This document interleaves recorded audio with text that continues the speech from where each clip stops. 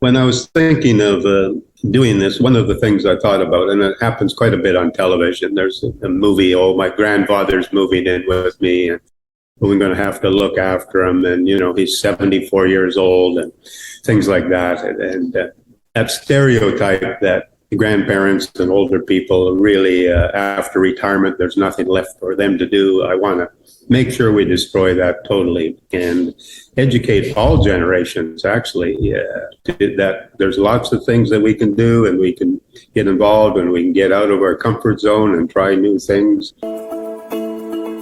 Welcome to Aging in Style, the podcast dedicated to celebrating aging and what it takes to do it well. I'm Lori Williams. I'm a certified senior advisor and senior housing expert. In each episode, you'll learn stories of older adults who are thriving in their 70s, 80s, 90s, and in some cases in their hundreds. Whether you're an older adult or the child of an older adult, this podcast is filled with insightful resources, organizations that are doing incredible work, and stories that will inspire you to volunteer, learn, and who knows, maybe even skydive in your golden years.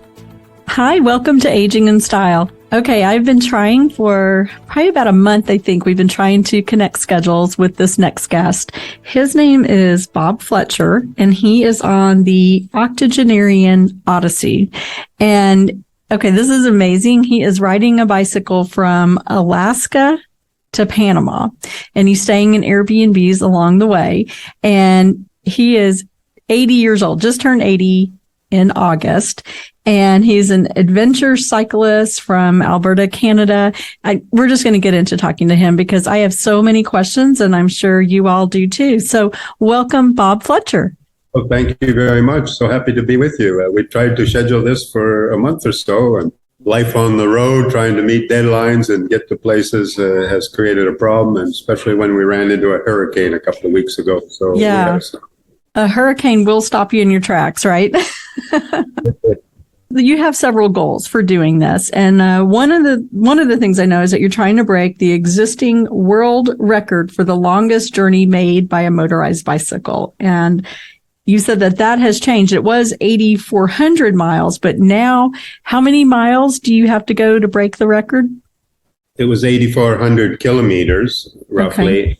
Now it is set, I guess most of your listeners are from the United States, so set at 7,000 miles. A young couple whose handle is Nipper and Flipper from Florida set that almost 2 months ago.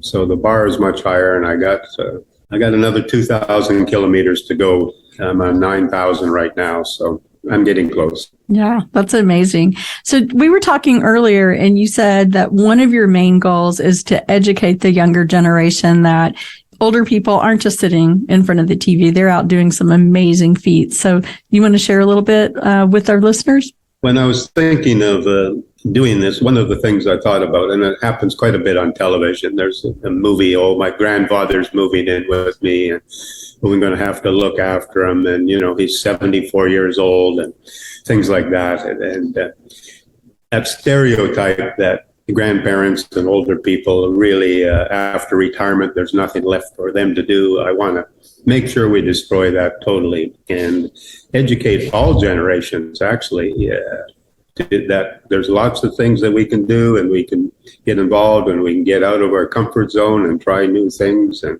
you mentioned one of your guests was parachuting out of airplanes at the age Absolutely. of 80. Mm-hmm. And that is definitely one of my missions, to just sort of dispel that stereotype, because age is just a number. You can continue doing whatever you want. It's about mindset. If you have in your mind that I'm 74 and I can't do anything anymore, well, that's what's going to happen.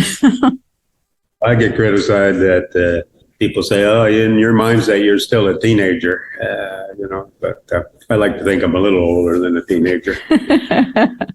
Yeah, I put my mindset about 29. I think I'm going to stay there. So tell us exactly what a motorized bicycle or e-bike is, because I wasn't familiar with that. Basically, it's a bicycle. It looks like a bicycle in most ways, shapes, and forms, but it has an electric motor on it that's run by batteries. One I'm riding is the Velo bicycle, the Atlas, and It has a power assist. So when I turn on the battery, I get an assist. I still have to pedal. If I don't pedal, I'm going to fall off unless I'm going down a hill. So I have to pedal, and I have 5 power assists that increase the amount of assist that I'm giving. So I usually ride with power assist 1, which is about a 50% boost in my power that it adds on to. So it makes it easier for me to pedal. It makes it a lot easier to climb the mountains that I've been climbing. And it's just generally very, very comfortable to ride, and it's a pleasure to do it. And with an e-bike, most people thought, oh, you can't ride very far. You got a battery. The battery's going to die on you and things like that. But we've already ridden all the way from North Pole, Alaska down here with a 2-battery system that I use, and then we charge it at night. I don't have a throttle on it, so I cannot ride it like a motorbike. All those electric bikes do have a throttle where you can just twist the handle and you can ride it like a motorbike. I'm still interested in riding a bicycle and pedaling rather than. Great. Okay, so how did you decide on this route going from Alaska to, well, I guess you went to Mexico City. You did Alaska to Mexico City in 2015. So how did you decide to go further and go all the way to Panama? I always regretted that I didn't go all the way the last time we did this.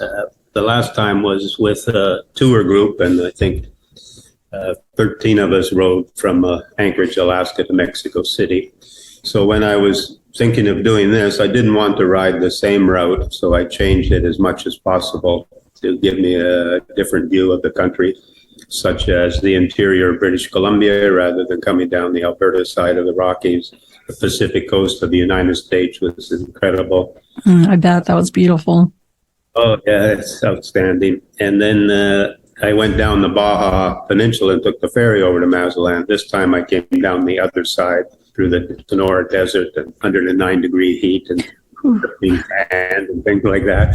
So I'm going to 2/3 of the route is different than the one I took before. And then the other parts, well, you just can't escape it.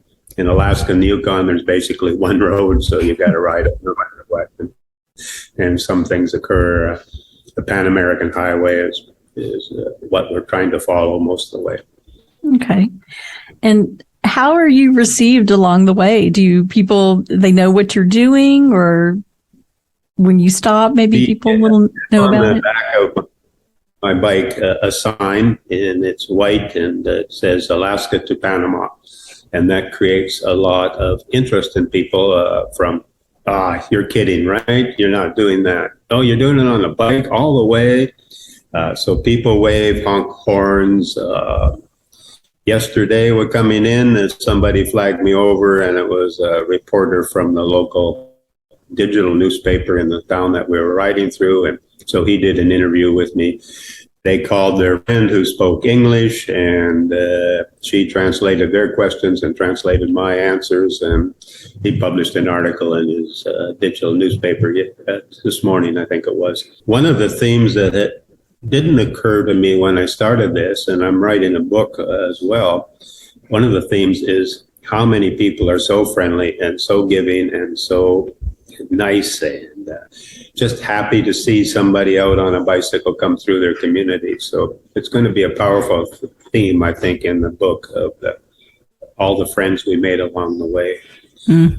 I can imagine. Yes, we're received tremendously well. People would say, well, aren't you afraid of going through Central America and Mexico? And I said, no, I've been here quite a bit through Mexico and parts of Central America. I'm more afraid of grizzly bears in Alaska than I am in Central America. Did you see any grizzly bears? We saw lots of bears, but no grizzlies. Lots of moose, fox, things like that. The wildlife was every day we stopped to let the bear cross the road. And I didn't see him, and there was a black bear eating berries. And just as I was riding up to him, all of a sudden he saw me and he stood up on his hind legs. And I better just pedal a little bit faster. I didn't know he was there. Yeah, that would get you. We see him and stop and wait for it to clear.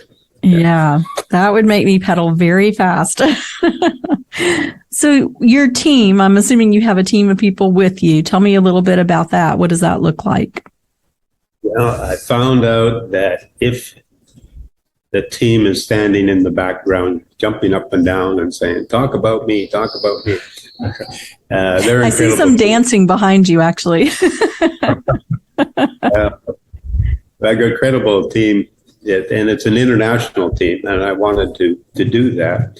Kyle Walker, he's on the video and does all the video things, and he's from Chicago. Yota is from Greece, and I found out that Greece invented everything in the world that's good. That comes from Greece. And then I've got Joanna, who's from Colombia and is our Spanish-speaking person who helps a lot at border crossings, speaking Spanish, translations, and things like that. And have Wayne Grover, who rides with me every day. Two people ride with me every day. One of the other team rides, and then Wayne rides as well. So three of us are on the road each day together. So it's an incredible team, and we're working well together. We're still friends, and even after 3.5 months into this. So it's been, and we had one other, she was from Holland, and she was with us until Vancouver and did the Alaska Yukon part. And the reason she left is she did the rest of the part by car 1 year ago, and she didn't do Alaska, so she wanted to join us for the Alaska Yukon BC trip. Nice. Okay. So how many hours on average do you ride each day? We start somewhere between 8:30 and 9:30. Like some days it's just hard to get everybody up and it's still dark and get the camp. We have a tent trailer that we tow for accommodation when we can't find an Airbnb or we're in the middle of some remote area. Get on the road somewhere around 8:30, 9 o'clock. And we're usually finished somewhere between 4 and 5. But it depends on different things. Mechanical problems, touch wood, we haven't had many of those. Traffic, heat of the day. Like yesterday, we left at 9:30 in the morning and we got here at 7 o'clock at night. So it was a long day yesterday. Mm-hmm. And then, so you ride pretty much all week, and then you take, for rest days, do you do like 1 day, 2 days? How does that work? It has varied. Usually it's a 1 day, 2-night, 1 day stay, we call a rest day, where we need to look after different things from maintenance of the bicycles to getting our laundry done to banking accounts or things like that. And when we get to sort of important destinations like where we are now, Puerto Vallarta, which is sort of the end of our coastal journey, and we turn inland and we got some high mountains to climb to get into Mexico City in that area. So we're taking a little bit longer just to get ready for the next section. Mm-hmm. Okay. And I know you stay at a lot of Airbnbs when you can find one. How did that connection happen? Again, a lot of my good ideas come when I'm out on my bike each day, riding just as a training thing, or that's just what I do each day is go for a couple hours on my bike. And I was thinking, gee, what I'm missing is accommodation. And then I thought, a big chain, pick your chain. Most of those places are on the corner of the freeway intersections where the cars go, and you pull in there and you eat in their restaurant, and maybe you meet the receptionist, and that's about it. So I thought, if I did Airbnb, I could live in the community.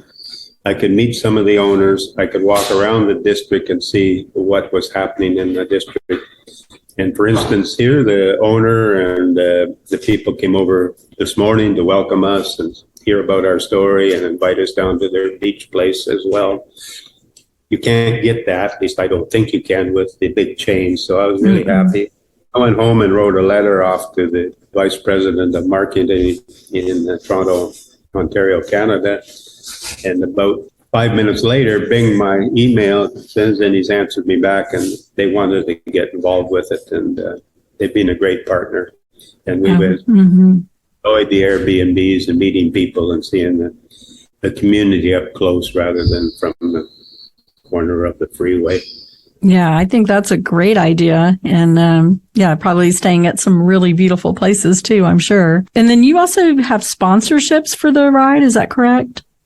We have a number of sponsors. Evelo Bicycles, which is out of Seattle. It's a company that's been making electric bikes for about 12 years. We teamed up, and they supply us with the bicycle and the maintenance and provided parts and things for us as well, like spare tubes and tires. And they've been an incredible backer of us. They support the cause. The owner, the CEO of the company has done sponsored cross-country bikes before. He's driven the Pan American Highway, so he kind of knows the route that we're doing. And we wanted to promote electric bikes as a means of touring. Lots of people are touring with normal bicycles, carrying tents and all that. And we see them on the road, or at least we did up in United States and Canada. I haven't seen anybody in Mexico yet. The new concept in North America, touring on electric bike, it's popular in Europe, and that's going to catch on here. And I wanted to prove also, they wanted to prove you could travel with 2 batteries and charge them up at carry on the next day. Yeah, sounds great. So you were doing this, this is because they called it the octogenarian. So your 80th birthday, did you do anything special for it in August? Yeah, originally I said, I got to do something for my 80th. I never thought I'd make it 80 years, so I need to celebrate. I've had enough cake and that kind of traditional thing. And I've always been an adventure cyclist, as I label myself. I like adventure, and I like doing the adventures on a bicycle. So I thought, well, what can I do? And I went through a number of topics like, I could go down the Amazon. And then I eliminated that when my friend from Peru said, you got to be eating snakes and monkeys' brains and things like that. Okay, maybe that isn't what I want. And I tried a few other things. And then I watched a series with Ewan McGregor and Charlie Borman, who ride their motorcycles around the world. And the last one in that series, they rode an electric motorcycle from the bottom of Argentina to Los Angeles. And then it clicked on me, hey, I can do that. I'll ride electric bike from North Pole, Alaska to Panama City. And I published that I would be 80 in Newport, Oregon on August 19th. Well, a number of friends from various locations in Costa Rica and Canada and the United States. Oh, we'll come for your birthday party. And then it got, now I got a deadline. I can't have these people flying into Portland and we drive 2 or 3 days late. So that put a lot of pressure on to keep the wagon train moving down the highway to get there at time. So we ended up with about 20 people in Newport, Oregon for the 80th birthday. A nice brew pub down on the beach. It was fantastic. Yeah, that sounds nice. How does your family feel about this and what you do? Do they travel along with you? Right now, Gloria's here. My wife is here, and she flew in to just be the 3 days here, and then she's going to fly back again. My daughter and granddaughter and her husband have been a great supporter of me over the years, and she thinks it's just awesome that I'm out doing something rather than living in her basement or something that line. Yeah, no, I think it's awesome, and I'm sure they are very proud of you. I think it's a really incredible thing that you're doing. Now, I know along with the ride, you're trying to beat the, record, but also, are you raising money for something on this ride? Yes. If any of your listeners would like to donate, it's all about, originally when I published on Facebook and some of the Facebook groups I belong to, people would say, I hope you come and stay with us, and offered us accommodation. Corinne in Fairbanks, Alaska, offered us their home for 3 days while they were away in a bicycle race in Seattle, in Washington. So we stayed there. And then Nina in Panama, just over the border from Costa Rica, they offered us accommodation when we got there. So in talking with Nina, she said, why do you start in Fairbanks? Why don't you start in North Pole, Alaska? I said, I never heard of the place. I went on and looked it up, and yes, there's a city called North Pole, Alaska, and it's about 20 about 12 miles south of Fairbanks, like almost part of Greater Fairbanks. She said, if you start there, Santa Claus has his home there, a big Christmas store with the world's largest Santa Claus. And when you get down to Panama, it'll be December and it'll be time for Christmas. Why don't you raise some money for presents for children in Panama? And they created the idea. We started North Pole, raised roughly 2,000 Canadian. That's probably about 1,500 US dollars. And the lady in Panama, Nina, is going to put that into the all the expatriates down there, hold a Christmas party for the children in their neighborhood. So it'll go in there and they'll buy some presents.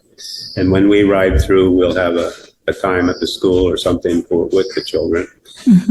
And it turned out that Corinne and Nina are the very best friends, and they didn't know I was talking to each other. And with a little bit of luck, Corinne, who started it, will end up in Panama at the end to visit her friend Nina at the time. So it turned out to be a pretty good idea, and it was just something that was missing. I wasn't given anything back before this idea came about. Yeah, and I think what a great idea. So you're giving something to the children, and then also the children are seeing what you're doing at 80 years old. So what an inspiration. I might mention that one of the team members, Joanna from Colombia, is a very petite lady, about 95 pounds and under 5 feet tall, but a super strong mountain bike rider. And when she rides with me and she's about 43, I think, when she rides with me in her spandex and her helmet, lots of times the young girls where we stop are really impressed that they're seeing a petite young lady accomplishing the daily rides that she's putting in, up to 100 miles a day kind of thing. So she's influencing some of the young, maybe get away from the computer or TikTok or whatever they're on. Yeah. Get out and do something. Yes, absolutely. And then if people want to donate, do they just go to your website? Is that where they would find the information? Yes, set up a donation page there that they can donate for it. They can go in and give as much as they want, and we'll send that down to Panama to Nina there, just over the border, and she can buy whatever is appropriate for the children in that area. Okay, great. And what is your website so that we'll definitely publish this too? It's octoodyssey.com, and just go to the menu and there will be a button to click on that would take you to donation as well. Okay, great. And then one last question for you. Are you planning another adventure after this one? Do you have something on the horizon? Yes. The team is getting excited now. They're running around. When we get to Panama, we're only half the way. There's still South America to do. Most of the people we meet on the road are going all the way. The problem that occurs with this particular, we arrived there in December, and December, of course, in Argentina and Chile is their summertime. If we were to keep going, we would end up in the high mountains of Bolivia, Chile, and Argentina in the middle of winter. Ooh. So we're going to take 6 months off and wait for the seasons to roll around again, so that when we do start in Colombia in end of June, I think, we'll end up in the bottom of Argentina during their summertime, and we're not trapped up in the high mountains in a blizzard. So, yeah, that's good planning. Yeah. But, the book that I'm writing, I entitled this one, The Octogenarian Odyssey, Trading the Sofa for a Bicycle Seat. The sequel will be I Can't Stop Pedaling. It will be the story of the South American Odyssey at that time. Right. Well, I look forward to reading it when it's published. It's just fascinating, and I just love that you're out there and being an inspiration for others of all ages.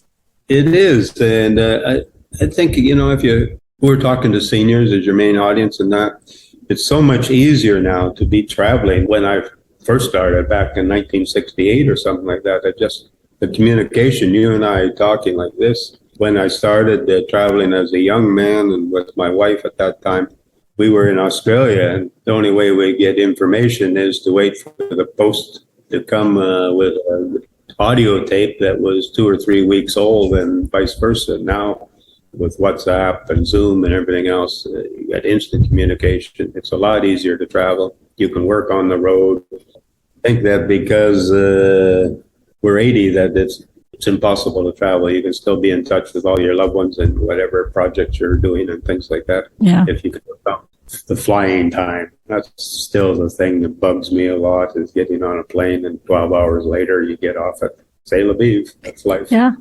Hey, it's worth it to get to the destination, right? Rent a bicycle when you get there.